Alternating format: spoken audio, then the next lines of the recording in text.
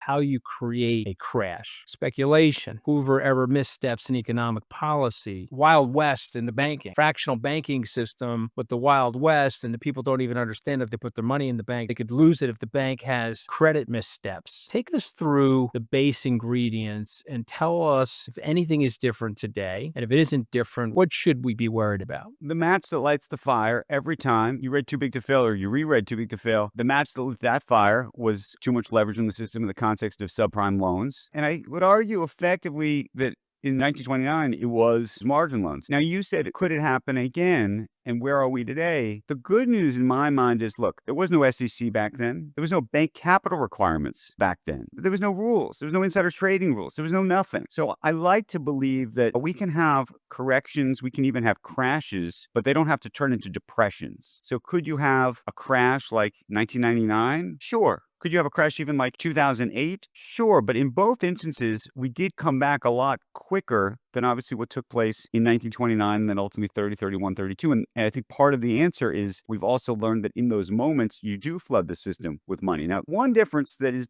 very different today than even 10 or 15 years ago or 1999 or before, I don't know the full extent of just what the implication would be, which is U.S. debt is so large that it might make it more and more complicated to throw money at the problem. Back in 1929, there was a budget surplus. We hardly had any debt. But I think the biggest thing is leverage, and the biggest thing is where's the leverage and knowing about it and having transparency around it. And I do have some worries today about those issues. So we have the euphoria and the AI bubble that's clearly taking place. There's indiscriminate spending. I think everyone would agree with that. Then the question is, where's the leverage? And is there too much leverage in the system? And I think partially because of private credit today, which is to say that so much of it is in the shadows, I don't think we know right this moment.